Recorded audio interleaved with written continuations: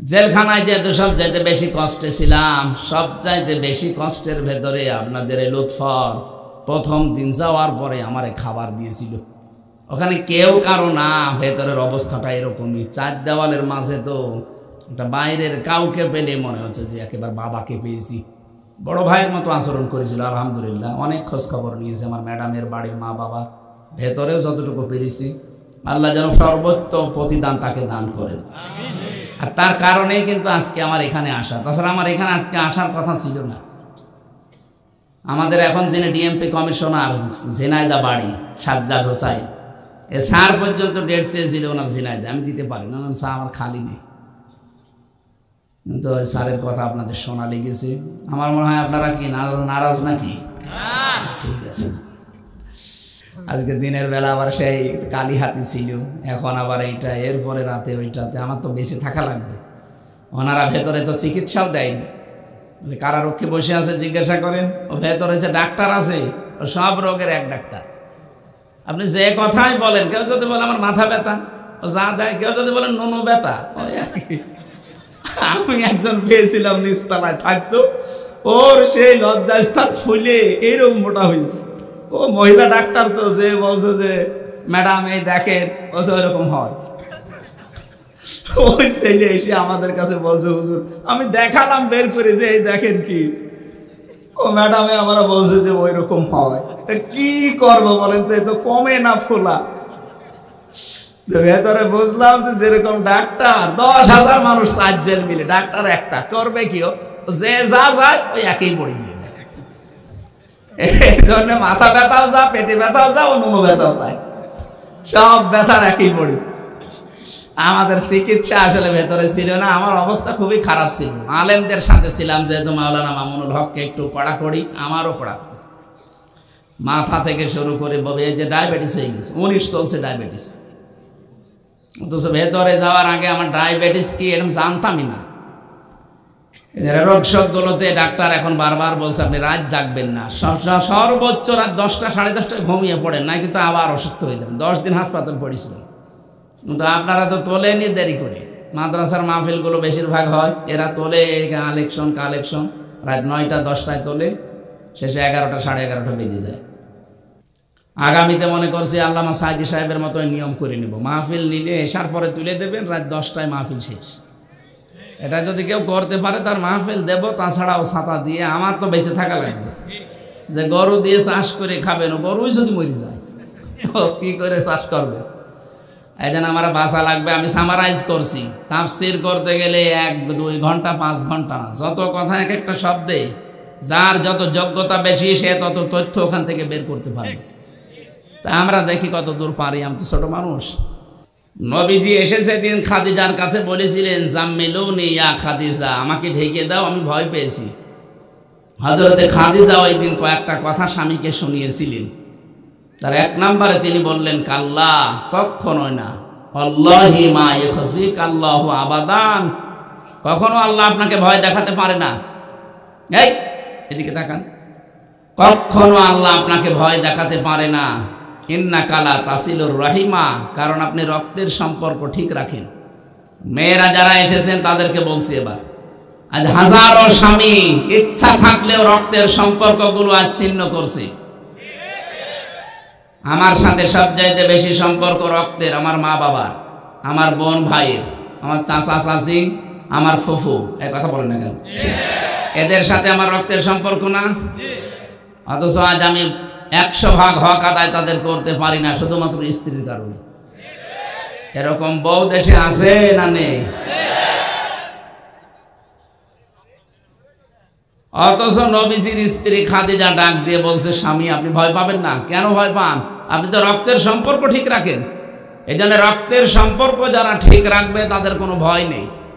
তাদেরকে জিন পরি পৃথিবীর কোনো ভয় তাদের অন্তরে আল্লাহ জায়গা দেবে না, থাকলে আরো দূর করে দেবে। এই জন্য আমরা আহ্বান জানাবো, যার যার সাথে যে সম্পর্ক আছে আরো অটুট করবেন। কারণ রেহেম এটা আল্লাহর কুদরতি পা ধরেছিল। আল্লাহ পাককে ডাক দিয়ে বলে, রব্বুল আলামিন বিভিন্ন জিনিস তো তুমি তৈরি করলে, তার দায়িত্ব বলে দিলে, তে আমার সম্পর্কে কিছু বললে না।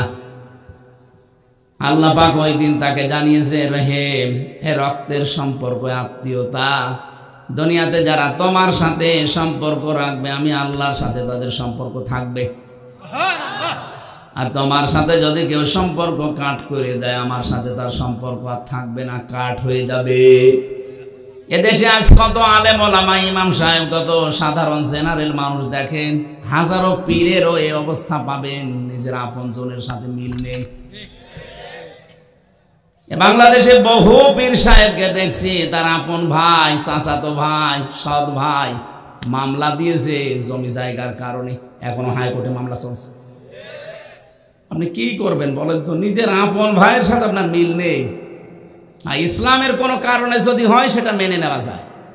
দুনিয়ার কোনো স্বার্থ নিয়ে আপনি নিজের আপন বোনকে দেখতে পারেন না, ওই বোন জমি চেয়েছে এই কারণে দেখতে পারেন না। এক কথা বলছেন এখন? আপনাকে মনে করছেন শুধু চোব্বা গায়ে দেওয়া, নামাজ পড়া আর এই রোজা রাখা ইবাদত, ওইটা আরো বড় ইবাদত। ওইটা না করলে বিভিন্ন ভয় আপনার কাছে এসে জমা হবে। স্ত্রী অভয় দিচ্ছে, ভয় পাবেন না, আপনি তো রক্তের সম্পর্ক ঠিক রাখেন। তাহলে আজ আমাদের স্ত্রীগুলো খাদিজার মতো যদি হতো, আমরাও পারতাম, সম্ভব হতো, আজ আমাদের মা বাবাকে আলাদা করে দিতাম না। বিভিন্ন জেলায় এখন বৃদ্ধাশ্রম তৈরি হচ্ছে, নাউজুবিল্লাহ। বৃদ্ধাশ্রম বানানো জায়েজ নেই। গত কয়েকদিন আগে কিশোরগঞ্জ গিয়েছিলাম, কিশোরগঞ্জ থানা, নীলফামারী জেলা। আমার নিয়ে গেল বৃদ্ধাশ্রম দেখতে। এই কোলে 20 জন মা বাবা, এই কোলে 20 জন বসে আছে। ওদের চোখের দিকে তাকিয়ে মনে হচ্ছে প্রত্যেকেই ছেলে মেয়ের জন্য বরদোয়া করছে। কেন? ওদের মতো আমার ছেলে মেয়ে নেই। শেষ বয়সে এসে একটু শান্তিতে থাকবে, নাতি নাতগর নিয়ে একটু আনন্দ করবে না, এই বউটার কারণে এই সন্তান শেষ পর্যন্ত রেখে এসেছে বৃদ্ধাশ্রমে। মা বোন যারা এসেছেন, যদি মনে করেন আমি তো নামাজ পড়ি, রোজা রাখি, কালো বোরকা পরি, আমি জাহান্নামে যাবো, যাবেন মানে আপনি যে বসে আছেন, আপনি তো জাহান্নামে চলে গেছেন অলরেডি। আমি সাবধান করছি, এ মাহফিল এমনি এমনি দেয়নি। আমরা যদি সতর্ক হতে না পারি, এ মাহফিল 3 দিন না 3 বছর একাধারে হলেও কোনো কাজ হবে না। বলেন না কেন?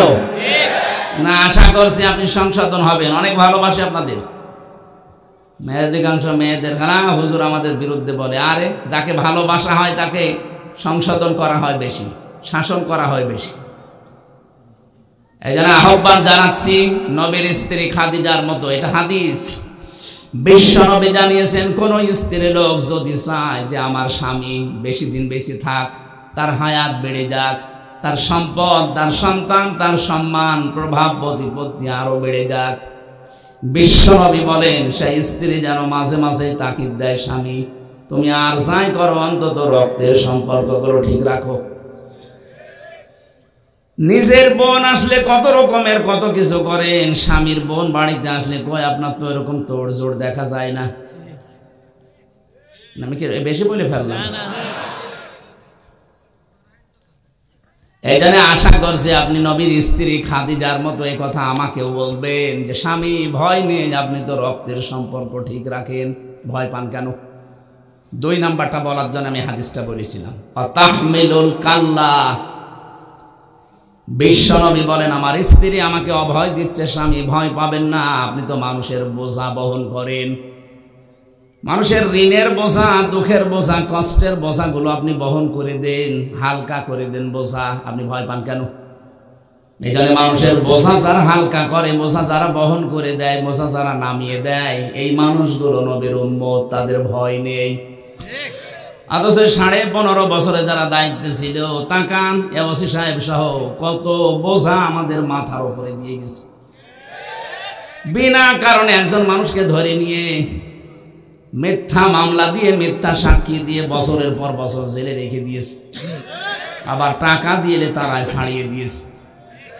এই যে বিশাল বোঝা দিয়ে গেলেন আমার বাবার মাথার উপরে, ঋণের বোঝা, কষ্টের বোঝা, কত রকমের পেরেশানির বোঝা আপনি দিয়েছিলেন নিজেই বলেন তো।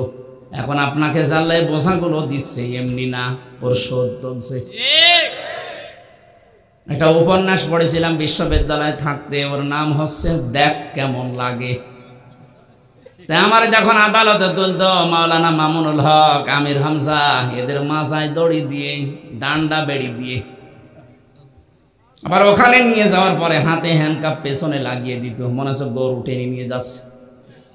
এখন যখন ব্যারিস্টার সুমনকে দেখি, এই যে দরবেশ বাবারে দেখি, তখন মনে হয় দেখ কেমন লাগে। যদিও আমরা চাই না এগুলো, সম্মানিত মানুষ তারা, কিন্তু সম্মান তারা নিজেরাই নষ্ট করেছে। আপনি বলতে পারতেন না যে আলেমদের অন্তত একটু সম্মান দাও? এই যে পেছনে কারারক্ষী বসে আছে লুৎফর রহমান, যার দাওয়াতে এসেছি, এই লোকটাও অনেক ছোটখাটো চাকরি করে, তো জেলার সুপারের উপরে তো না, একজন কারারক্ষী নায়ক।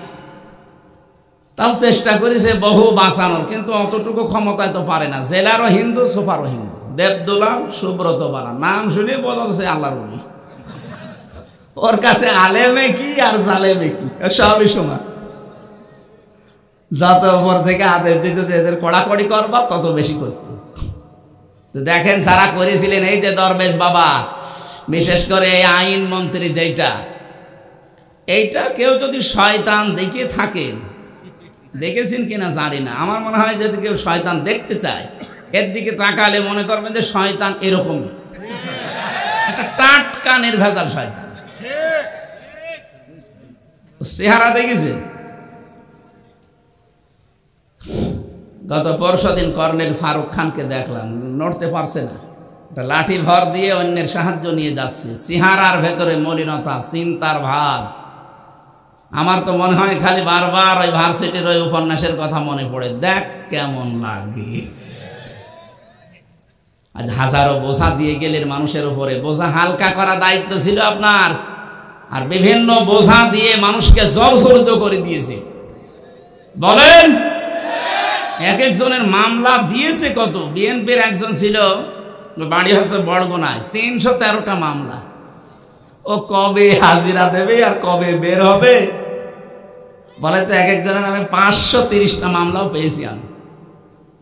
কি আশ্চর্য, কি তৈরি করেছিল, মনে হচ্ছে যে কিয়ামত পর্যন্ত আর কিছু হবে না, কিন্তু ওপরে একজন বসে নেই। আল্লাহ পাক বলেন, ওয়ামাকারু মাকারা ওয়া মাকারনা মাকারা ওয়া হুম লা ইয়াশউরুন। সূরা নমল 19 নাম্বার পারা 20 নাম্বার পৃষ্ঠার 5 নাম্বার লাইনের 50 নাম্বার আয়াতে আছে। এটা আধুনিক যে তাফসীরগুলো পাওয়া যাচ্ছে এখানে পাওয়া যাবে। আল্লাহ নিজে জানাচ্ছেন, ওরা ষড়যন্ত্র করেছিল, হে নবী আমি নিজে কৌশল অবলম্বন করেছিলাম, কিন্তু ওদের বুঝতে দেইনি। তাহলে কাফেররা করে ষড়যন্ত্র, আর আল্লাহ পাক ওদের এগেইনস্টে যেটা অ্যান্টিভাইরাস হিসাবে করে, ওইটার নাম কৌশল। নাম কি? আল্লাহ কি কৌশল করলেন দেখেন।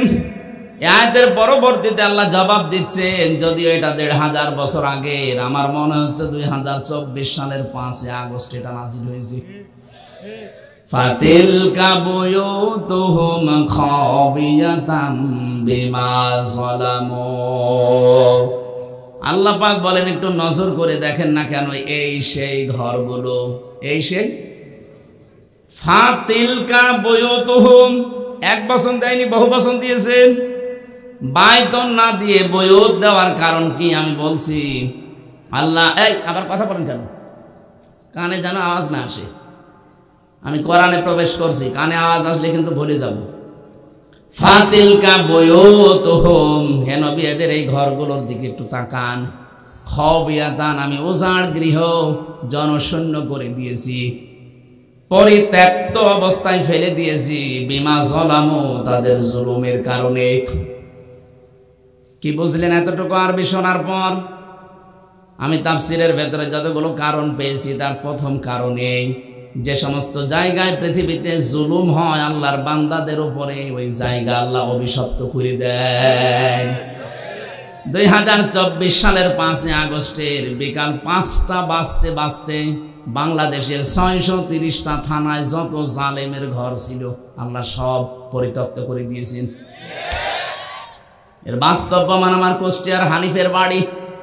বিকাল 5টা বাজতে বাজতে যে দেখি ইট খুলে নিয়ে চলে গেছে। অনেকে যখন ইটও পায়নি, পায়খানার প্যান নিয়ে চলে গেছে। যা, অথচ 5 তারিখের আগে কি জাঁকজমক ছিল, কি দাপট ছিল এই বাড়িটার।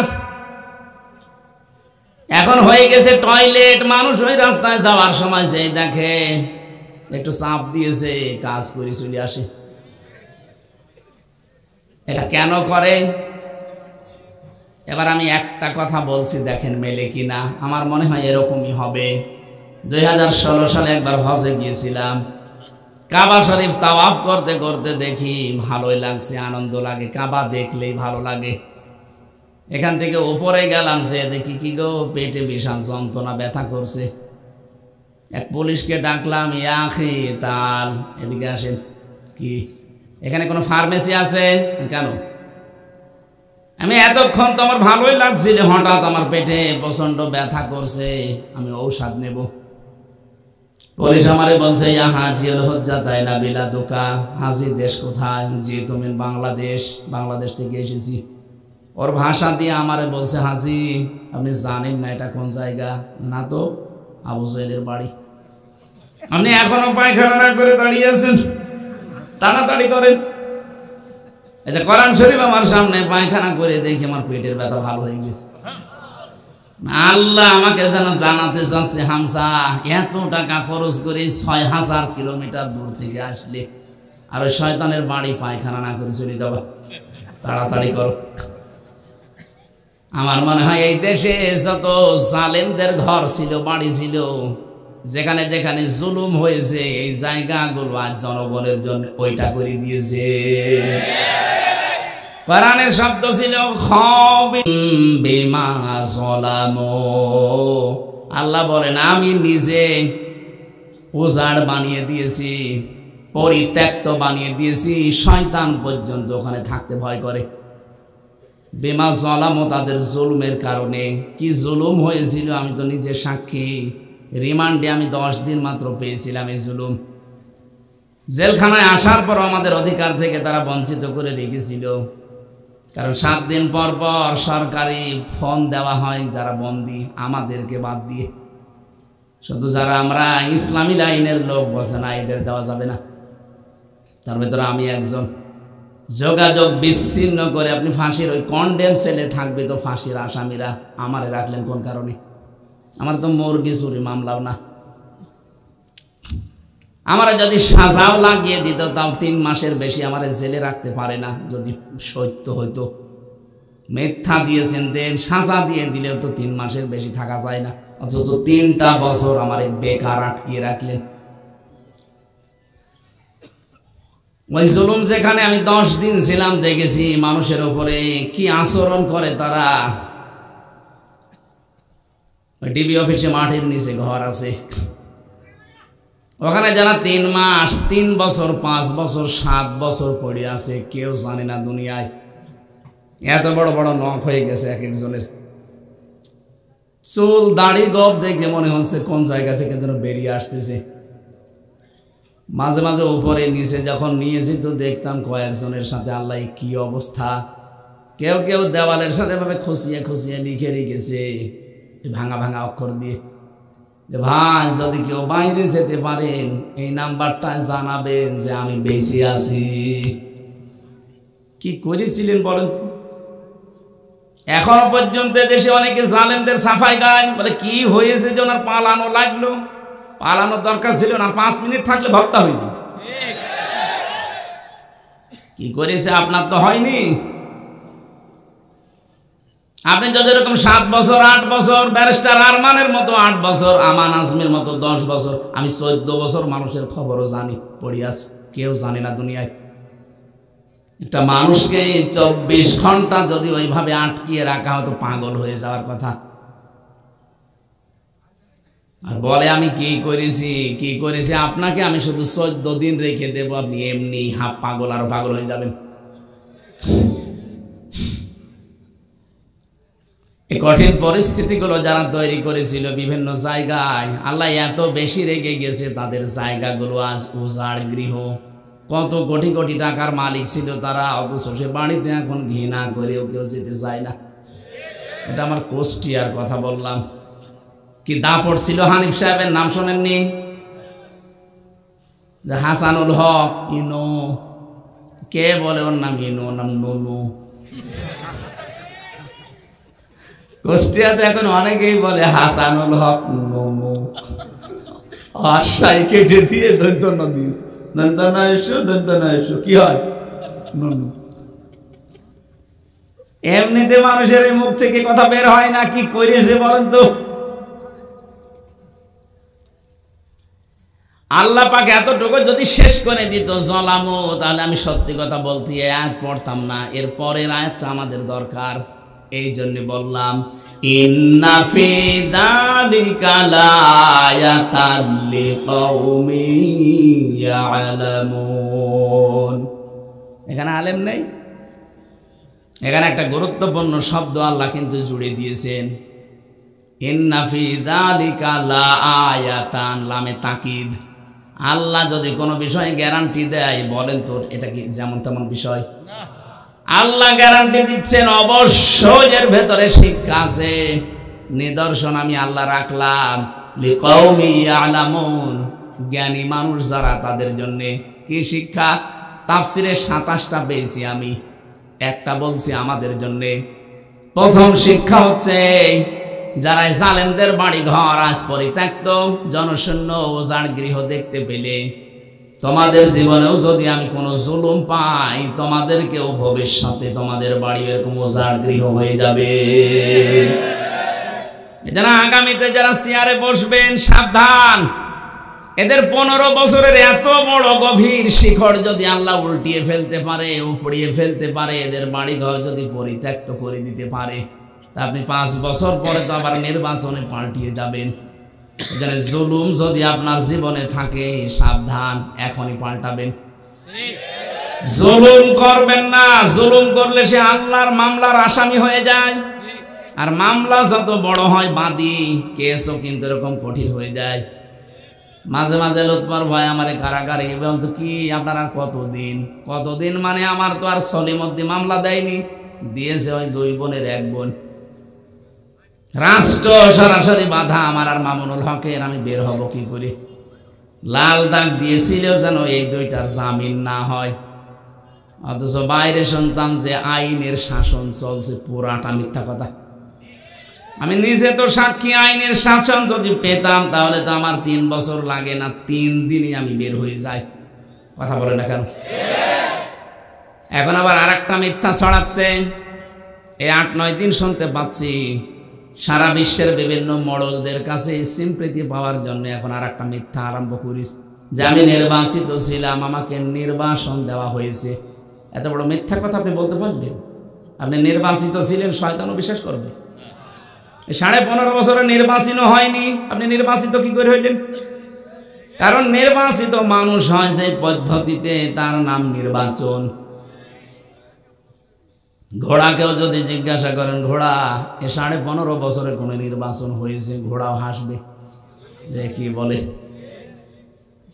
পৃথিবীর কোন মানুষই বিশ্বাস করে না এখন আর যে বাংলাদেশে 15.5 বছরে নির্বাচন হয়েছে। হ্যাঁ হয়েছে, নির্বাচনের নামে প্রহসন। কথা বলে না কেন? নির্বাচনের আগে যদি আপনি ঘোষণা দিয়ে দেন নিজের মন মতো 154 জন, আর দিনের ভোট যদি রাতে করে ফেলেন, তো কিসের নির্বাচন করলেন আপনি? আরে মিথ্যা এখন ছড়াচ্ছেন যে আমি নির্বাচিত ছিলাম। আরে নির্বাচিত হওয়া লাগে নির্বাচনের মাধ্যমে।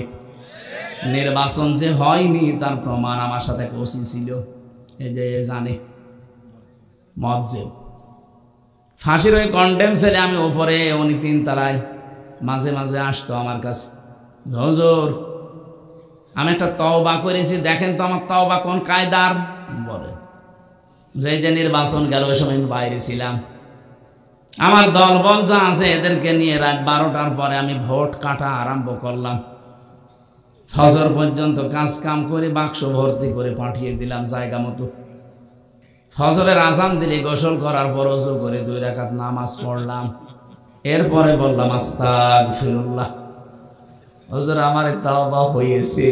না, আপনি তো আল্লাহর কাছে দোষ করেননি যে আস্তাগফিরুল্লাহ পড়বেন, আপনি দোষ করেছেন হামজার কাছে। কথা বলেন না কেন?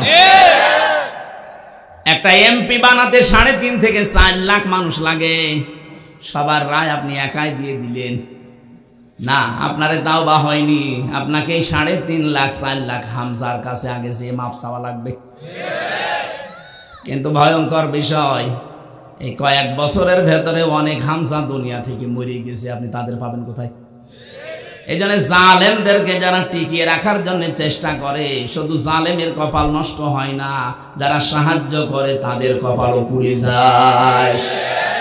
এই 15.5 বছরে জালেমদের যারা সহযোগী ছিলেন, জালেমদের যারা সাহায্য করেছেন, আপনার দুনিয়াও শেষ, আখেরাতও শেষ। আখেরাত যে শেষ কেন বলছি? আমার নিজের মামলা দিয়ে বললাম না যে আমার মামলার যদি সত্যিই কোনো সলিমত দিয়ে দিত, ওর কত টাকা লাগবে? আমি আকিস গ্রুপের খতিব ছিলাম, কয় টাকা লাগবে আপনার? যা লাগবে ওরা তাই দিত। কিন্তু এমন মানুষ মামলার বাদী, ও টাকা পয়সা দিয়ে হবে না। এই জন্য মামলার বাদী যত বড় হয়, মামলা তত কঠিন হয়। জালেম, শত কথা বলছি না, জালেমদের বিরুদ্ধে কিন্তু আল্লাহ নিজে মামলা দায়ের করবে। কোরআনে কারীম সূরা শূরা 25 নম্বর পারার 6 নম্বর পৃষ্ঠার 13 নম্বর লাইনের 42 নম্বর আয়াতের প্রথম অংশে আছে, যত তাফসির বাংলাদেশে পাওয়া যায়, যত ভাষায় পাওয়া যায়, সব তাফসিরে একই বক্তব্য আছে।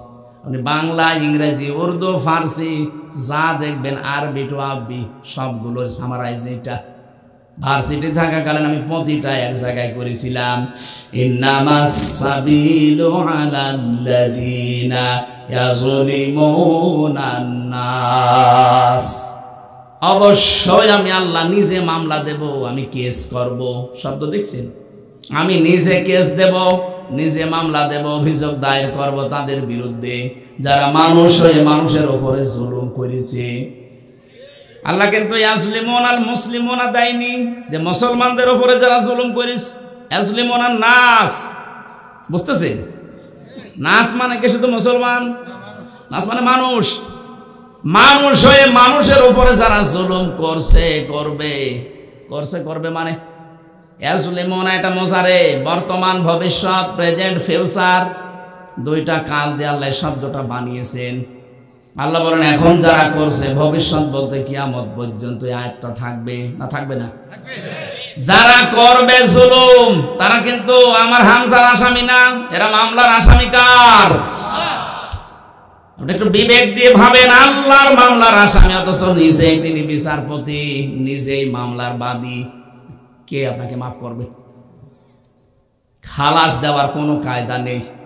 3 বছরে যেমন আমরা খালাস পাইনি, অথচ এই স্বাধীনতা যুদ্ধের পর, মানে এই যে 5 তারিখের পর মামলা আমিও তুলেছিলাম। জজ সাহেব এভাবে দেখে বলছে, কি দেখে মামলা রায় দেবে, কোনো মাল নেই, যান খালাস দিয়ে দিলাম। বলতে গেলাম যে স্যার এই মামলা তো 3 বছর আপনার কাছে ছিল, তখন তো বললেন না কোনো মাল নেই, তখন বলতেন না জামিন হবে না, এখন বলছেন খালাস দিয়ে দিলাম একেবারে বেকসুর। উনি এই কথা বলতো যে হুজুর আমার কিছু করার নেই, আমার হাত বাঁধা ছিল। কথা বলেন না কেন?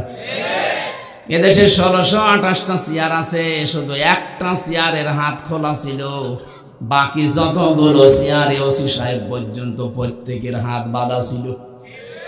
এখন হালকা হাত খুলেছে, জজ সাহেবের যেমন হাত খুলে এখন একেবারে যা পাচ্ছে সব বেকসুর খালাস দিয়ে দিচ্ছে।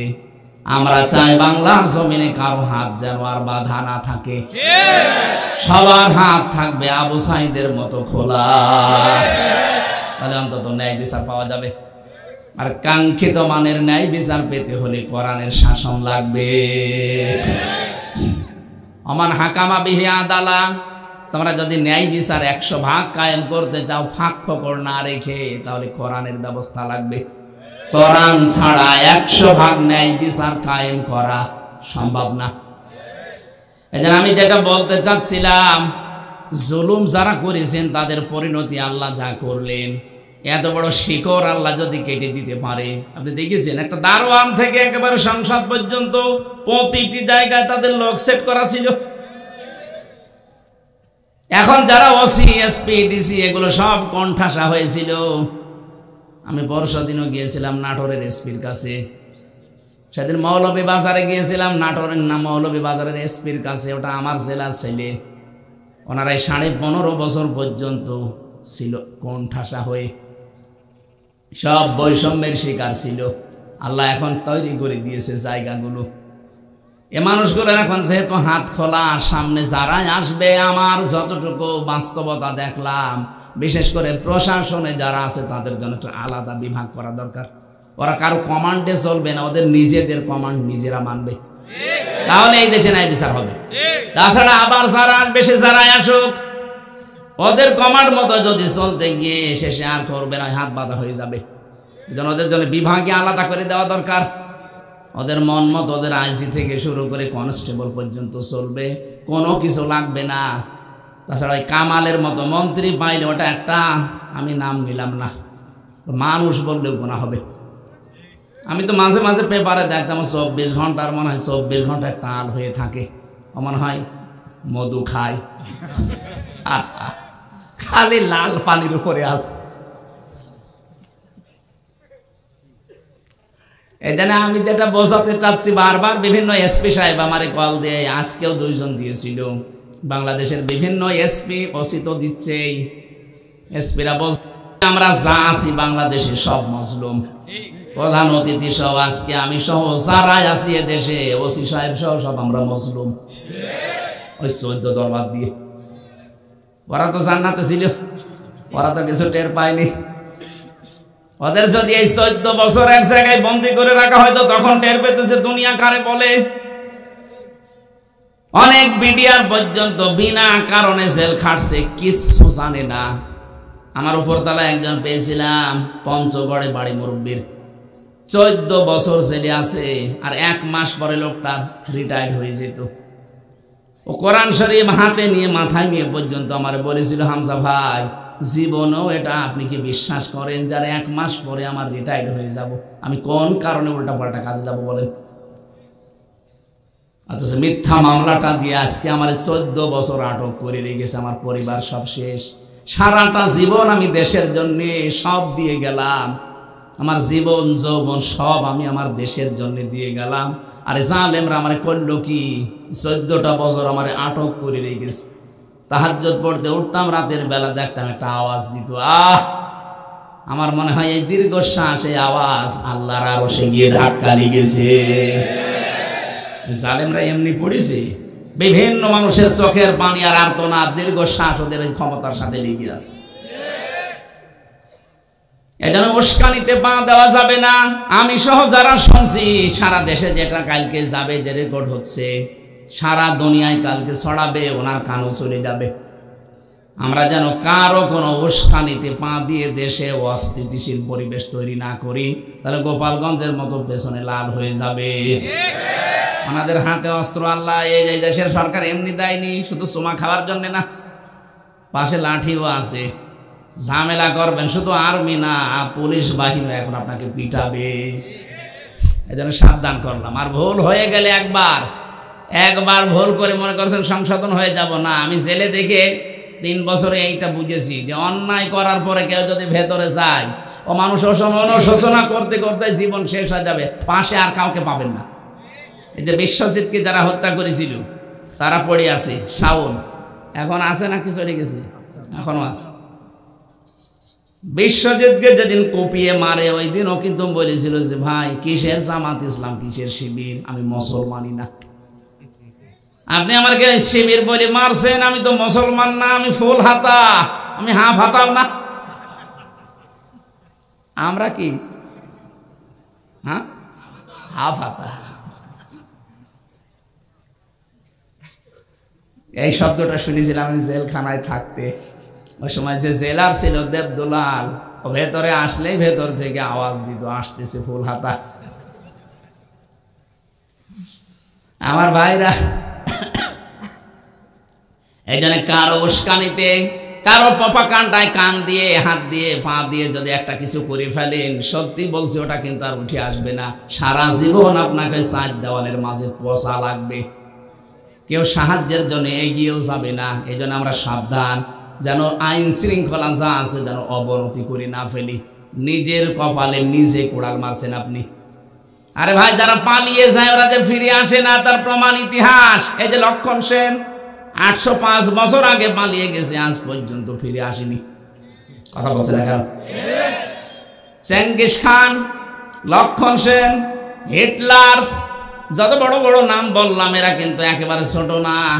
কত লক্ষ লক্ষ মানুষ এই গণহত্যার সাথে জড়িত এরকম ছিল তারাও। এরা তো তাও গণহত্যা করেছে, আর ওরা একেবারে সাফ করে দিয়েছিল 60 লাখ।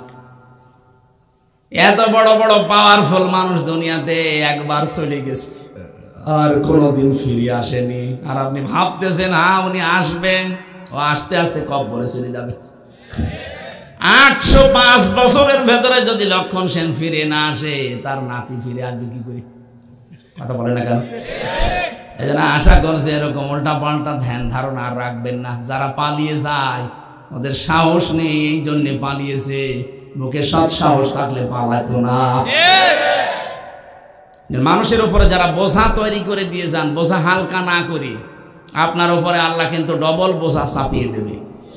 এই জন্য আমার প্রথম কথা ছিল, এখানে আমরা যারা এসেছি শুধু মুসলমান না, যেহেতু টাঙ্গাইল, ঘাটাইল, এরপরে কালীহাতি, এই সমস্ত নাম শুনলে বোঝা যায় যে এখানে অন্য ধর্মের লোক আছে। যারা এসেছেন মানুষ পদবাচ্য আমরা বিবেচিত। আমাদের এই দেশের সংখ্যা লঘু, সংখ্যা গুরু কিচ্ছু নেই, মেজরিটি মাইনরিটি নেই, আমরা সব এক। কথা বলেন না কেন? সুতরাং এই শব্দটাকে এখন খুব জোরালো ভাবে পৃথিবীকে শোনানো লাগবে যে এই দেশে মেজরিটি মাইনরিটি নেই, আমরা সব এক। ঐক্যবদ্ধ থাকলে তামাম দুনিয়া একদিকে হয়ে গেল, আমাদের একটা কিচ্ছু ছিঁড়তে পারবে না। ভারত ভারত করি আমরা, আরে ভাই ভারতের আশপাশে যতগুলো রাষ্ট্র আছে সবাই যদি ভারত ছাড়া চলতে পারে, বাংলাদেশও চলতে পারবে ইনশাআল্লাহ। এখন যে দ্বন্দ্ব ওরা বাঁধিয়ে রেখেছে, আপনি দেখেন কালকে টকশো দেখলাম 45 মিনিট 7 জন হিন্দু বসে বসে টকশো করছে, সব ভয় আছে। ওদের সবচাইতে বড় ভয় ডক্টর ইউনূসের এই কথা বলেছিল না, বাংলাদেশ যদি অস্থিতিশীল হয় 7 সিস্টার ভেঙে ফেলবে। খুব ভয় আছে। 7 জনই দেখলাম একই কথা। ওরা যেভাবে বলে 7 সিস্টার করে দিলে তো আমাদের মুশকিল। ওদের কথা একটু টানা টানা না, আমাদের তো মুশকিলই হবে। ঝামেলা করবেন না, যত বাঁধাবেন। একটা মসজিদ যেন আর ভারতে ভাঙ্গা না হয়। ধোয়া ধোয়া তুলে ওরা বলে এখানে মন্দির ছিল, ওরা আজমির শরীফ ভেঙে ফেলবে, সেখানে ওরা রাম মন্দির বানাবে, নাকি ওইটা ছিল নাকি 500 বছর আগে। ডাহা মিথ্যা কথা। এরকম হলে তো এই দেশে অন্তত একটা মন্দিরও থাকার কথা না, বলেন? তাম দুনিয়ার মানুষকে ওরা চিল্লায় চিল্লায় শোনায় যে আমরা সংখ্যা লঘুদেরকে সম্মান করি। এই সম্মান করার নিয়ম কোথায়? আমাদের সে পালানো প্রধানমন্ত্রী অবৈধ কোথায়? তারা তো খুঁজে পাওয়া যায় না, তারা সামনে নিয়ে আসেন। স্বামীর বাড়ি, কেউ দোলাভাইয়ের বাড়ি বসে বসে কি করছেন আপনারা? পকেট মারতে পারেন না? কি স্বামীর পকেট মারা যায়? স্বামী যদি খরচ দিতে না চায় পকেট মারা যায় নেই? আমাদের দেশ থেকে যারাই বাইরে যায় এরা রেমিটেন্স যোদ্ধা, টাকা পাঠায় মাসে মাসে। আর 2 বোন যে 3 মাস 5 দিন পড়ে আছেন, একটা টাকা পাঠায় না। কি করছেন কি আপনারা? কেউ দোলাভাইয়ের পকেট, কেউ স্বামীর পকেট, 2 জন 2 পকেট মারেন, টাকা পাঠান, আমাদের ঋণ মুক্ত হোক।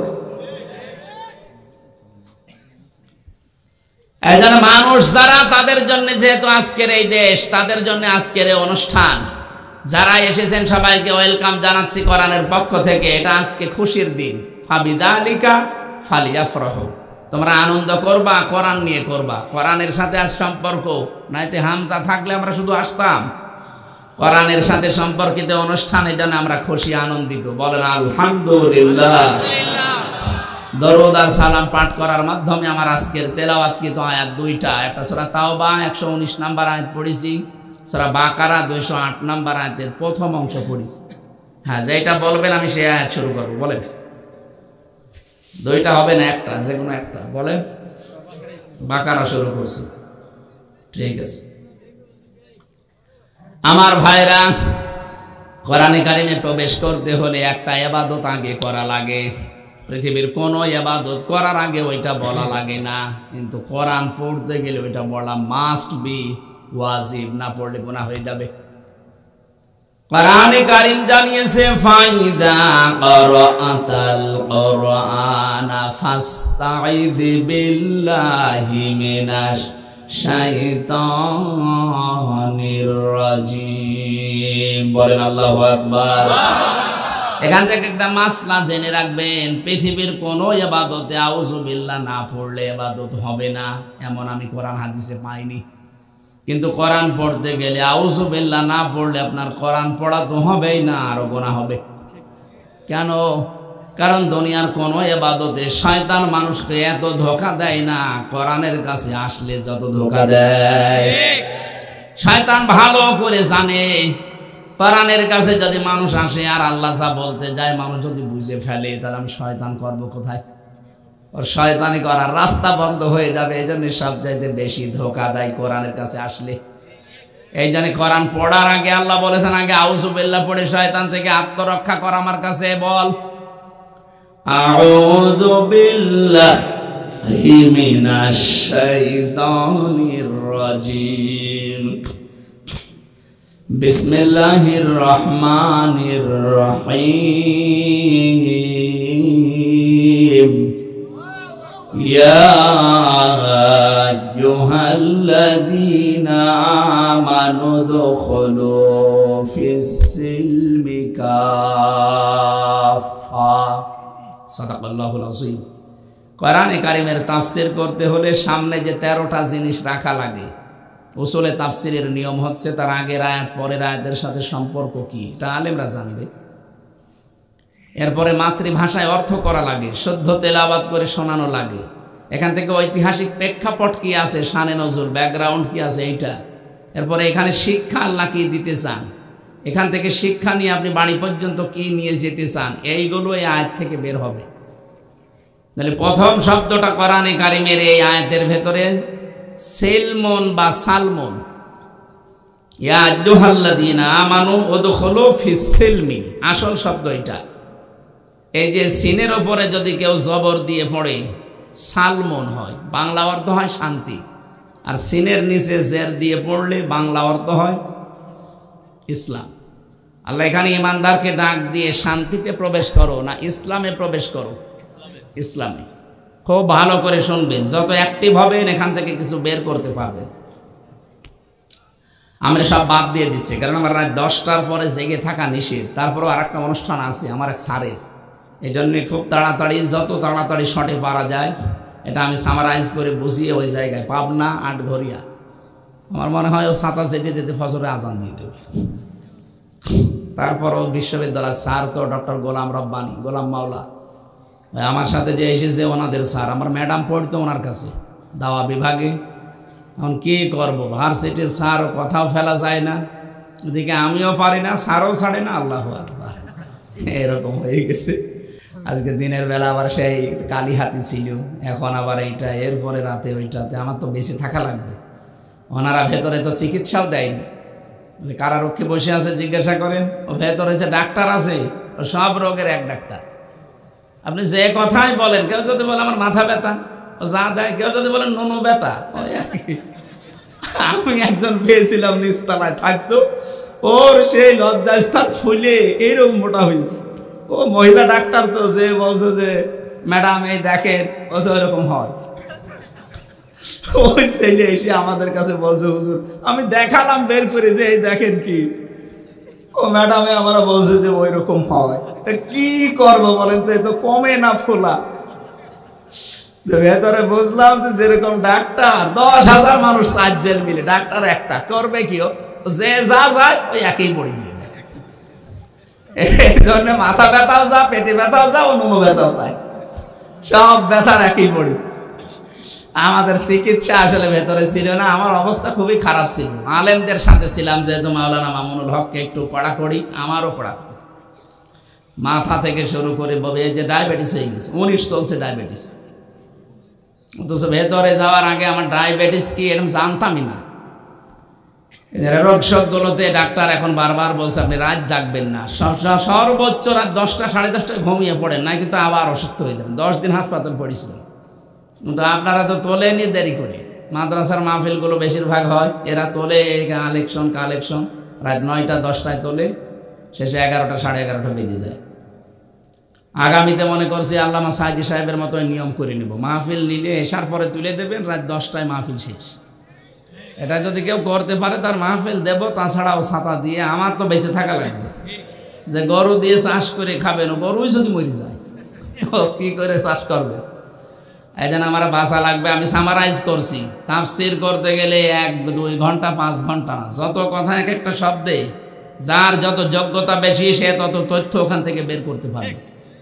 তা আমরা দেখি কত দূর পারি, আমি তো ছোট মানুষ।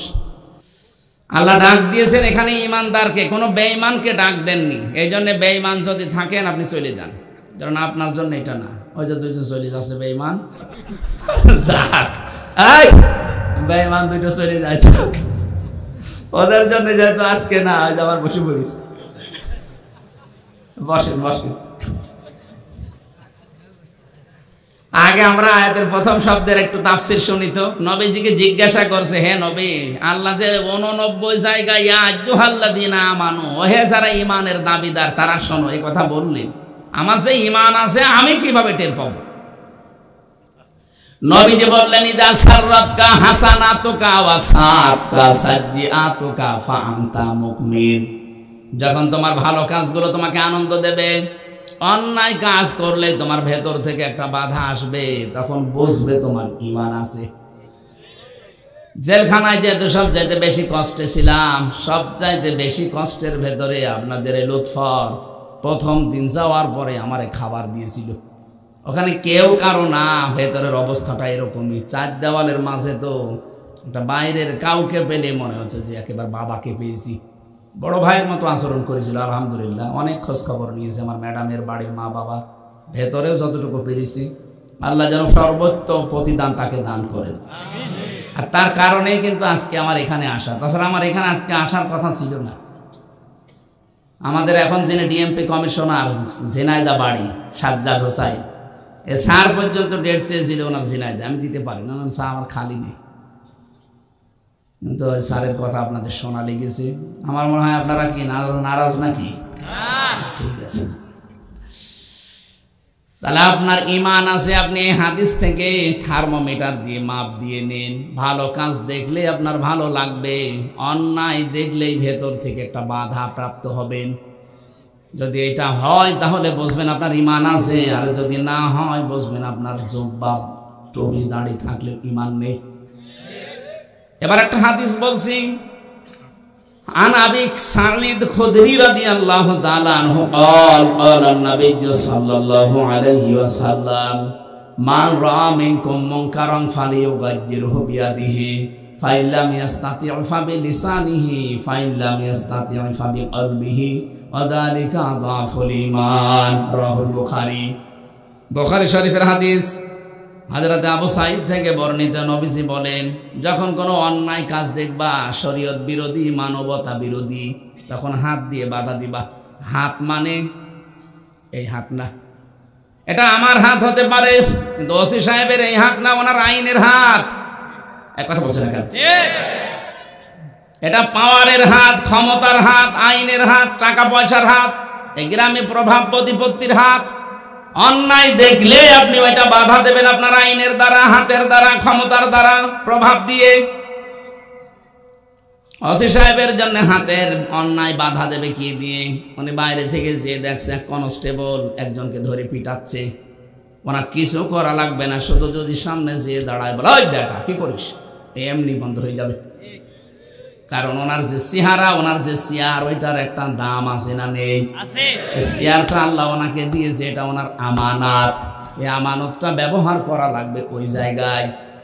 তাহলে ওই জায়গায় অন্যায় দেখার পর উনি যদি আরো খুশি হয়, তাহলে উনি নামাজ পড়ে আসলো, রোজা রেখে আসলো, হজ করে এসেছে, সব আছে, কিন্তু ওনার ঈমান নেই।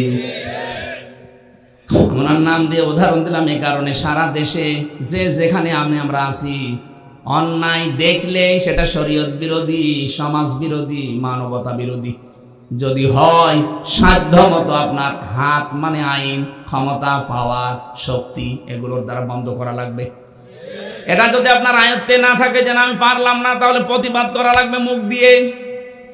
এইটাও যদি অপারগ হয়ে যান, না পারেন, তাহলে অন্তরে দ্বারা ঘৃণা করা লাগবে, আর পরিকল্পনা করা লাগবে কি করে অন্যায় বন্ধ করা যায়। নবীজি বলেন, যালিকা দাফুল ঈমান, আদা ইসমে তাফজিল। এইটাও যদি কেউ না করে, আল্লাহর নবী বলেন তার ঈমান নেই, ওটা একটা বেঈমান। আর 15.5 বছরে কত জুলুম, কত অত্যাচার, নির্যাতন হয়ে গেল। কত বড় বড় পীর সাহেবকে দেখেছি, ওরা শুধু ঘোমটা দিয়ে বসে আছে, কিন্তু অন্যায়ের প্রতিবাদ করে নাই। আপনার তো ইমানই নেই, কিসের পীর আপনি? এটা সর্বনিম্ন পর্যায়ে ইমানের, যে অন্যায় দেখলে মনে মনে ঘৃণা করা লাগবে। হাত দিয়ে না পারেন, মুখ দিয়ে না পারেন, ঘৃণা তো করবেন, আরো আপনি খুশি হতেন। এই যে মাইজ ভান্ডারের যে পীরটা নসিবুল বশর মইজ ভান্ডারি, এই অন্যায় দেখার পরে প্রতিবাদ করা দূরের কথা, জালেমদের সাথে মিশে আরো খুশি হইতো। কথা বলেন না কেন? এদেশে 48,000 পীর, অন্তত কম বেশি যদি ফয়জুল করিম, রেজাউল করিম এদের মতো হুঙ্কার দিত, এদেশের বহু অন্যায় বন্ধ হয়ে যেত। তারা দুইজন আর মিলে কি করবে? এরকম 48,000 পীর যদি একবারে বের হয়ে বলতো আমরা এটা বন্ধ করতে চাই, আলেমদের অত্যাচার, এমনি জালেমরা বন্ধ করে দিত। আগুন লেগে যেত দেশে। না, উনি বসে বসে জিকির করছে, হু হু, কি হবে তোর হু হু? তাতে ইমানই নেই। অন্যায় দেখলে যদি কেউ হাত দিয়ে না পারে, মুখ দিয়ে না পারে, অন্তরে যদি পরিকল্পনাও না আটে, বলেন তো হাদিস অনুযায়ী তার ইমান আর আছে? এখানে আল্লাহ এখানে কোনো বেঈমানকে ডাক দেননি, দিয়েছে কাকে? আরো জোরে বলেন, ইয়া আইয়ুহাল্লাযীনা আমানু, ওহে যারা ঈমানের দাবি করো তারা শোনো, কি?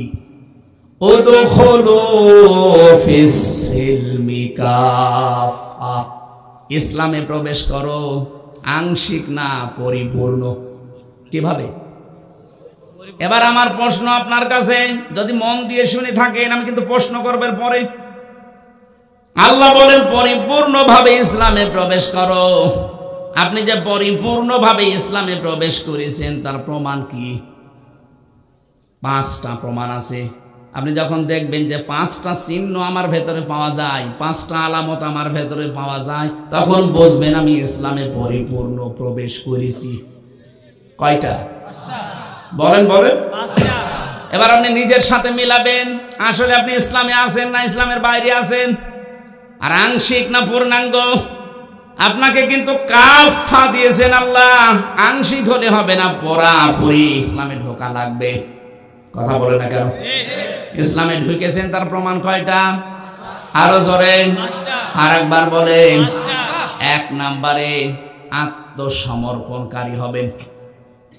এখন আত্মসমর্পণ করবেন কোথায়? দাদাদের কাছে। হ্যাঁ, অনেকে তো মুসলমান এখন মনে করছে যে আত্মসমর্পণ দাদার কাছে করলেই মনে হয় মুসলমান হয়ে গেলাম। আত্মসমর্পণ কিভাবে করা লাগে? আমাদের পিতা, জাতির পিতা, যেটা আল্লাহর ঘোষণা দেওয়া, বানানোটা না, আল্লাহ যেটা বানিয়েছেন তার নাম হযরত ইব্রাহিম আলাইহিস সালাম। তিনি কিভাবে আত্মসমর্পণ করেছেন তাকান। এই তথ্যটা আছে সূরা বাকারা 1 নাম্বার পারা 19 নাম্বার পৃষ্ঠা 7 নাম্বার লাইনের 131 নাম্বার আয়াতের প্রথম অংশে আল্লাহ পাক বলেন, ইযি ক্বালা লাহু রাব্বুহু আসলিম। ইব্রাহিম আত্মসমর্পণ করো। হযরত ইব্রাহিমের সময় গাছের মাথায় বসে কোড়াল দিয়ে কাঠ কাটছিলেন। ডাক দিয়ে বলে, মাবুদ এখানে আত্মসমর্পণ কি করে করব? আল্লাহ ওখানেই জবাব দিয়েছেন যে গাছের মাথায় বসে কোড়াল দিয়ে খাতনা করো। অনেক খাতনা করার পরে ডাক দিয়েছেন, ক্বালা আসলামতু লিরাব্বিল আলামিন। মহাবিশ্বের পালনকর্তা আল্লাহর সামনে আমি স্যালেন্ডার হয়ে গেলাম। আমার নিজের মন বলতে আর কিছু নেই, আল্লাহ যা বলে ওইটাই আমার কাজ। তাহলে আত্মসমর্পণ করবেন, আল্লাহর বিধান যেখানে যেটা পাবেন প্রশ্ন ছাড়া। কথা বলেন না কেন? আমি কি এইরকম মান অর্জন এখনো করেছি? আমি এই মানে এখনো যেতে পেরেছি যে আমার মন মতো আমি কাজ আর করি না, আমি যেখানে যা করি দেখি আমার আল্লাহর বিধান আছে কিনা।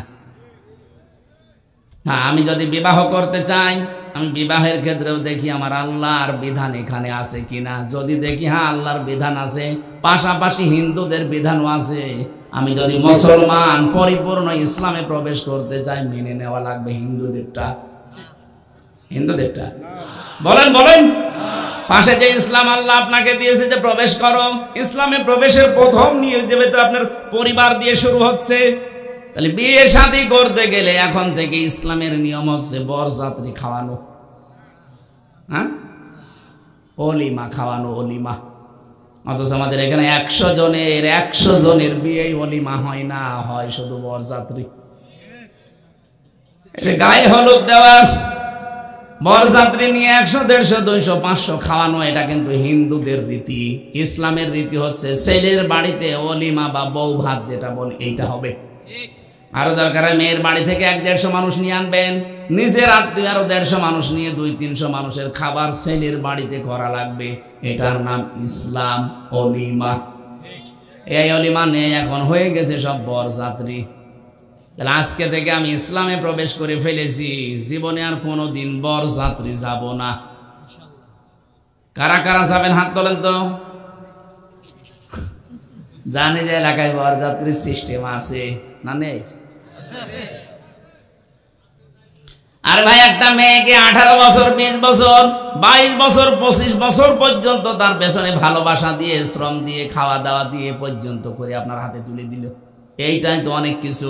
কারণ এই মেয়ে যদি বেশি আপনার খুব আবেগ থাকে, 200-500 মানুষ মেয়ের বাড়ি থেকে নিয়ে আসবেন, অলিমা করে তাদেরকে খাওয়াবেন। আজকে থেকে সিদ্ধান্ত নেওয়া লাগবে যে আমি ইসলামে যখন প্রবেশ করছি, কোনোদিন আমি আর ইসলামের বাইরে, যেহেতু বরযাত্রী, আমি আর যাব না। আমি অলিমার দাওয়াত দিলে আসি, কথা বলে না কেন? এর বড় বরযাত্রী যাবেন কারা? আমার মনে হয় ওয়াজ মনে হয় আজকে শেষ। এইটাও যদি মেনে নিতে পারেন, হাজারো মেয়ের বাপ অন্তত একটু বাঁচবে। বারবার বলছি, কারণ আমার ছেলে নেই, আমার 3টা মেয়ে, আমার তো বাঁচা লাগবে।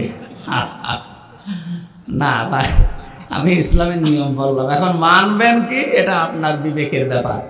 আজকে থেকে সত্যিই কি অলিমায় যাবেন না বরযাত্রী যাবেন?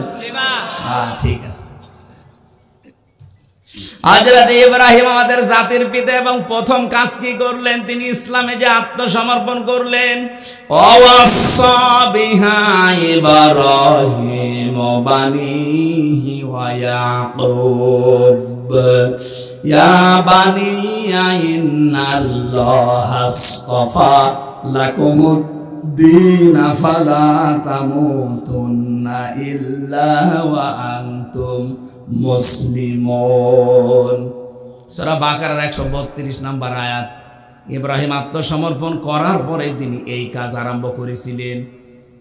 আল্লাহ পাক বলেন, ইব্রাহিম এবং ইয়াকুব এই দুইজন তার সন্তানদেরকে ওসিয়ত করেছিলেন। খুব ভালো করে শুনবেন, তারা দুইজন নবী, দুইজনই সন্তানদেরকে ওসিয়ত করেছে। প্রথম ওসিয়ত ছিল তাদের এই, ইয়া বুনাইয়া, হে আমাদের কলিজার টুকরা সন্তান, ইন্নাল্লাহা আসতাফা, অবশ্যই আল্লাহ মনোনীত করেছেন, চয়ন করেছেন, নির্বাচিত করেছেন, পছন্দ করেছেন তোমাদের জন্য লাকুমুদ্দিন, একটা দিনকে। কি এখানে লাকুমুদ্দিন পর্যন্ত বলেন, তোমাদের জন্য একটা দিনকে আল্লাহ মনোনীত করেছেন। এই দিন মানে রাতের পরে যেটা আসবে ওইটা বলেন। আল্লাহ পাক বলেন, এই দিন কাকে বলে জানো? ইন্নাদ-দীনা ইনদাল্লাহিল ইসলাম। আমার কাছে একটা দিন মাত্র পছন্দনীয়, তার নাম ইসলাম। 4500 ধর্ম এখন দুনিয়ায় আছে। 4500 ধর্মের ভেতরে মাত্র একটা ধর্ম আল্লাহর কাছে পবিত্র এবং পছন্দনীয়, তার নাম ইসলাম। বাকি 4500-এর একটাও আল্লাহ পাকে দুনিয়াতে পছন্দ করে না, মনোনীত না। যেটা রেকর্ড হচ্ছে কালকে সারা দুনিয়া যাবে, এটা শুধু মুসলমানদের কাছে না, অনেক মানুষকে আমি দেখেছি, একটু মনোযোগ দিয়ে শুনলে ওই মানুষগুলো শেষে ধর্মে এসে যায়। কয়েকদিন আগে যশোরের এক কলেজের অধ্যাপক, বিসিএস ক্যাডার, সরকারি কলেজের, ওনারে বললাম, স্যার আপনাকে আমি মুসলমান হওয়ার জন্য তাকিদ দেই না, আপনার মুসলমান হওয়ার দরকার নেই, শুধু আমার এই আলোচনাটা একটু শুনবেন। ওনার আমি ভরে দিলাম এই মোবাইল থেকে, মোবাইলে দিয়ে বললাম এটা আপনি শুনবেন, আর পড়া কোরআন শরীফটা 3 মাস একটু বাংলা পড়বেন। আপনি যেহেতু আরবি পারেন না, বাংলাটা একটু বুঝে বুঝে পড়বেন। বিসিএস ক্যাডার তো লোকটা পড়া পড়েছে, 3 মাস পরে দেখি নিজেই মুসলমান হয়ে গেছে। এটা রেকর্ড হচ্ছে, অনেক মানুষ অন্য ধর্মের শুনবে, যদি তাদের বিবেকটা হালকা কাজে লাগে ওই অধ্যাপকের মতো তারাও ইসলামে আলো পেয়ে যাবে। আজকে আমি দুপুরবেলা একজন মুসলমান বানালাম, এই যে কালীহাতিতে, ছেলেটা শিক্ষিত মানুষ, ওর আমি টার্গেট দিয়েছিলাম যে কোরআন শরীফ পড়বেন। কোরআনে কারিমটা আপনি বাংলায় পড়েন, অনেক কর্মকারী হিন্দু কোরআনে কারিমটা ভালোভাবে আয়ত্ত করার পরে আর নিজে আর কন্ট্রোল রাখতে পারে না। যুবক মানুষ, এই 22-23 বছর বয়স হবে, এখনই মুসলমান হয়ে গেল, বাবা মা আত্মীয় স্বজন এখন সব তার শত্রু। কিন্তু তার ইমানে তাকে ডাক দিয়ে, বিবেকটায় ডাক দিয়ে বলেছে না, 4500 ধর্মের একটাও মেলে না, শুধু ইসলাম বাদ দিয়ে। আল্লাহ পাক বলেন, মাইয়াবতাগি গায়রাল ইসলামি দীনান ফালা ইউকবালা মিন ওয়া ফিল আখিরাতি মিনাল খাসিরিন। সূরা আলে ইমরান 3 নম্বর পারা 20 নম্বর পৃষ্ঠা 4 নম্বর লাইনের 85 নম্বর এটা তাফসিরে ফি জিলালিল কোরআনে আছে।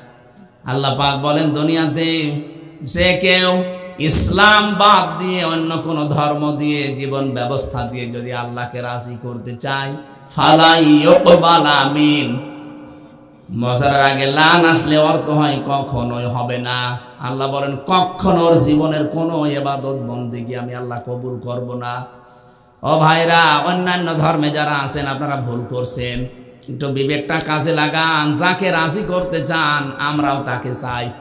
আপনারা হয়তো উপরওয়ালা বলেন, আপনারা গড বলেন, আর আমরা আল্লাহ বলি, বিষয় একই, যাওয়া লাগবে যেহেতু সবাই একখানে, এই জন্য ভুল করে চলে গেলে আফসোস করবেন।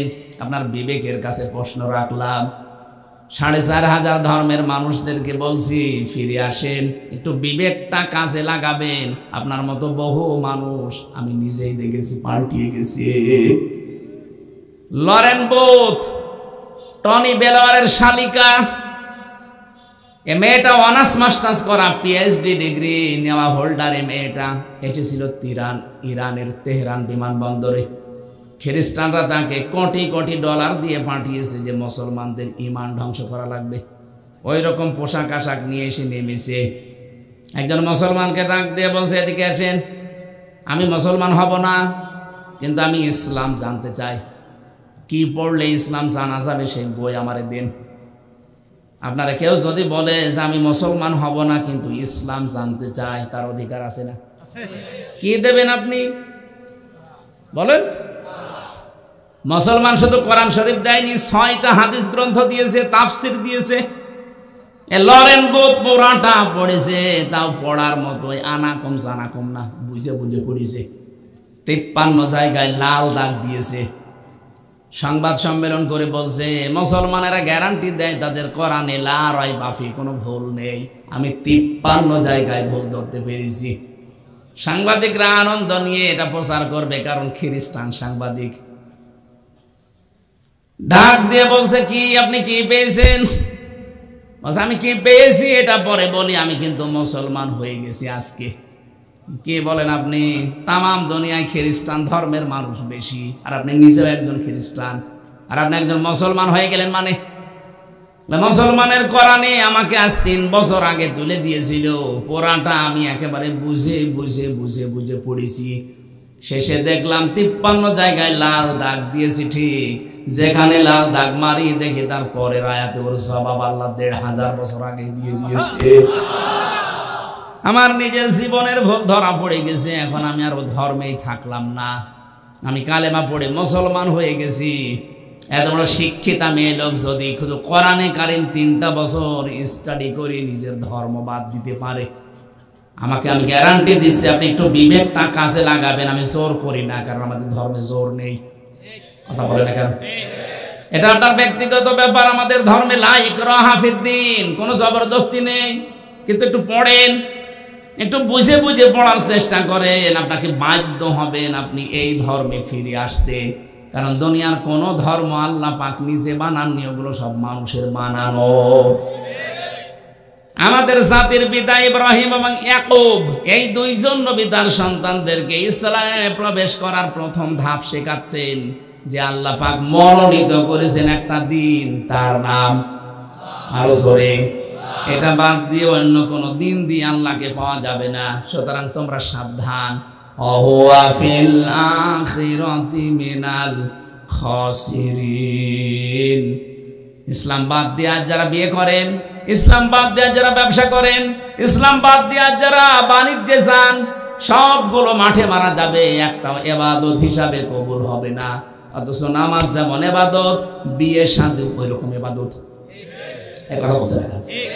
ব্যাংকিং ব্যবস্থা অনেকে আমরা বুঝি না, অথচ ব্যাংকিং ব্যবস্থা ইবাদত। এই যে অর্থনীতি, এটা ইবাদত না? ইয়ামহাকুল্লাহুর রিবা ওয়া ইউরবিস সাদাকাত। আল্লাহ পাক বলেন পৃথিবীতে বৈধ যেগুলো আছে এগুলো আমি এই যে সাদকা সবগুলো বৃদ্ধি করে থাকি, আর যারা অবৈধভাবে ইনকাম করে এগুলো আমি ধ্বংস করে থাকি। আজ তাকান, এই 5 তারিখের পর থেকে দেখেছেন কত কোটি কোটি টাকার গাড়ি ঢাকার রোডে পড়েছিল, পরিচয় দেওয়ার মতো লোক নেই। 12 কোটি টাকার গাড়ি পড়ে আছে, কেউ যে বলবে আমার গাড়ি সে সাহস নেই, কারণ বললেই ধরা খাবে। তুই 12 কোটি টাকা পেলি কোথায়? এই জন্য অবৈধ ইনকাম যারা করেছেন আপনার 2টা ক্ষতি হবে। 1 নম্বরে আপনি ওইটা ভোগ করে যেতে পারবেন না, 2 নম্বরে আপনি মরার সময় ঈমান পাবেন না, বেঈমান হয়ে মারা যাবেন। দরবেশ বাবা 36,000 কোটি টাকা মারিংকাটি করেছে, অথচ দাড়ি দেখেছেন ওর মাথা থেকে পা পর্যন্ত পুরা সাদা। উপরের গুলো দেখতে মনে হয় সাদা, মনে হয় ভেতরেও সাদা। কথা বলছেন কেন? এইরকম একটা লোক যদি 7টা ব্যাংক থেকে 36,000 কোটি টাকা মারিং কাটিং করে, যেগুলো ধরো বেশ ধরেছে, ওগুলোর অবস্থা কি? এক মন্ত্রীর বাড়ির সংখ্যা শুনেছি 620টা। কয়েকদিন আগে মালয়েশিয়া ছিলাম, ওখানে যে দেখি সাহেব পাড়া। কানাডায় আছে বেগম পাড়া, এখানে বানিয়েছে সাহেব পাড়া। যে হোটেলে, সিঙ্গাপুরে, মালয়েশিয়া, থাইল্যান্ডে যে হোটেলে উঠে দেখি শয়তান বের হচ্ছে। কি গো, ও 5 তারিখের আগে পালিয়েছে। কি করলেন? আপনারা টাকা পয়সা নিয়েও যেতে পারলেন না, ভোগ করতে পারলেন না। মারা যাওয়ার সময় কি হবে? আপনি আসেন, কুকুরের মতো মানুষ পেটিয়ে মারবে। কালকে আগসি কমলগঞ্জের ঘোষণা দিয়েছে, বাংলাদেশে যদি কেউ, কমলগঞ্জ না কোন থানা দেখলাম, ঘোষণা দিয়েছে দেশে যারা জুলুম করেছে ওদেরকে যদি নিশ্চিতভাবে ধরিয়ে দিতে পারেন, আমি পিটিয়ে আদামারা করে ফেলবো। ঠিকই বলিস। আমার মনে হয় এগুলো যদি সামনে জারি থাকে, আগামীতে যারা আসবে তারা চিন্তা ভাবনা করে চালাবে, পুলিশ আর পুলিশ নেই। অবৈধ ইনকাম বন্ধ করেন। আজ অর্থনীতিতে অনেকেই মনে করেন এই দুনিয়ার কাজে বসে আর কি করবো, অথচ মায়ের সাথে জেনা করার গুনাহ হচ্ছে আপনার। এটা গ্রাম অঞ্চল তো, এই যে টাকা ছেড়ে রাখে অনেকে, মাসে মাসে 1000 টাকা দিলে 1100 টাকা পায়, 100 টাকা করে বেশি। এলাকায় নেই? এটা কিন্তু মায়ের সাথে জেনা করার গুনাহ হচ্ছে। এগুলো যারা করছেন আজকেই ছেড়ে দেবেন। কারা কারা কারা ছেড়ে দেবেন হাত তোলেন তো। এলাকায় আছে, এই যে অনেকে হাত তুলছে। আপনি দাঁড়িয়েওয়ালা মানুষ, কয় টাকা ছেড়েছেন? ওটা করবেন না। এই যে যারা জমি জায়গা বর্গা দেন না কি যেন বলে, আমি 1 লাখ টাকা নিলাম, 1 বিঘা জমি দিলাম, দায় সুদি, এটাও জেনা করার গুনাহ হচ্ছে। তাও মায়ের সাথে জেনা করার, বলেন নাউজুবিল্লাহ। এটা বাদ দেওয়া লাগবে। এটা সিস্টেম একটা আছে, যতদিন জায়গা করে খাবেন ততদিন ওই খাজনা আপনি দেবেন, আর যখন টাকা ফেরত নেবেন 8-10 হাজার টাকা কম নেবেন। 1 লাখ টাকা যদি নেই, 2 বছর 5 বছর চাষ করছে, 5 বছর পরে 1 লাখে 5,000 10,000 টাকা, 8 থেকে 10,000 এটা কম নেওয়া লাগবে। আমি জানি আপনি মানবেন না, বলবেন লস হয়ে যায়। আর একটা পদ্ধতি আছে, একটা জমি 1 বিঘা দিয়ে দিলেন, বছরে বছরে 8-10 হাজার টাকা তাকে দেওয়া লাগবে। এটা ঠিক আছে, কারণ 1 বছরে 1 বিঘা জমিতে 8-10 হাজার টাকা কামাই করা খুব কঠিন না। এই কথা বুঝতেছেন? আর একটা আছে খাই খালাসি বলে, খেয়ে দে শোধ। আমি 1 বিঘা জমি দিলাম, আপনি 8,000-10,000 টাকা দিলেন, টাকা আর ফেরত দেওয়া লাগবে না, খেয়ে দে। এইটা আছে, এইটা করবেন। এইটা আছে। আর 2 নম্বর যেটা বললাম এইটা করেন, কিন্তু প্রথমটা করতে গেলে 2টা শর্ত মানা লাগবে। হয় টাকা আপনি খাজনা দিয়ে দেবেন, আর 8,000-10,000 যখন ফেরত নেবেন তখন কম নেবেন। অর্থনীতির ভেতরে যে মুশারাকা, মোদারাবা, মোরাবাহা, বায়ে সালাম, বায়ে ইস্তেসনা, বায়ে মুআজ্জাল, বায়ে ওয়াহেদা, কতগুলো নিয়ম আছে ইসলামী অর্থনীতিতে, আমরা অনেকে জানি না, মনে করি এগুলো দুনিয়ার কাজ, কি করবো না, এটা জানা লাগবে। ইসলামী অর্থনীতি এটা ইবাদত, আপনার নামাজের মতো। এক কথা বলেন এখানে, রাজনীতি ও ইবাদত, রোজা রাখার মতো। খালি নামাজ রোজা ইবাদত আর বাকিগুলো দুনিয়ার কাজ। কে বলেছে? ওসি সাহেব 8টা ঘন্টা যদি ডিউটি করে, মনে করবে আমি 8 ঘন্টা নামাজে দাঁড়িয়ে আছি, ওনার পুরো 8 ঘন্টা না। ওসি যেমন, পুলিশের তো 24 ঘন্টায় ডিউটি। আমার মনে হয় পুলিশ 24 ঘন্টায় ইবাদতের সওয়াব পায় যদি সঠিকভাবে দায়িত্বটা পালন করে। আল্লাহ রাব্বুল আলামিন, ইসলামে আমি প্রবেশ করেছি, তার প্রথম হচ্ছে আমি দিন মতো চলবো পুরাটা, আমি আত্মসমর্পণকারী। 2 নাম্বার আমার ইখলাস লাগবে। কি লাগবে? 3 নাম্বার আমার আকীদা শুদ্ধ হওয়া লাগবে। 4 নাম্বারে আমার চরিত্র উন্নত হওয়া লাগবে। 5 নাম্বারে আমার লেনদেন স্বচ্ছ থাকা লাগবে। অনেক ফেরেশতার মতো মানুষ দেখতে হয়, দোকানে বাকি খেয়েছে, জীবনে আরো সামনে দিয়ে যায় না, রাস্তায় পাল্টিয়ে ফেলে। না, লেনদেন স্বচ্ছ থাকা লাগবে ভাই। এই 5টা বিষয় দুনিয়ায় আপনি দেখাতে পারেন, তাহলে আপনি বিশ্বাস করতে পারেন যে হ্যাঁ, আমি ইসলামে প্রবেশ করেছি। আল্লাহ আমাদেরকে আয়াতটা বাস্তব জীবনে সেট করার দেওয়া তৌফিক দেন, আমিন। আর স্যারের ওই অনুষ্ঠান না হলে সত্যি আমি আরো চালাতাম। অনেক সময় হয়ে গেছে, আজকের মতো মাপছি।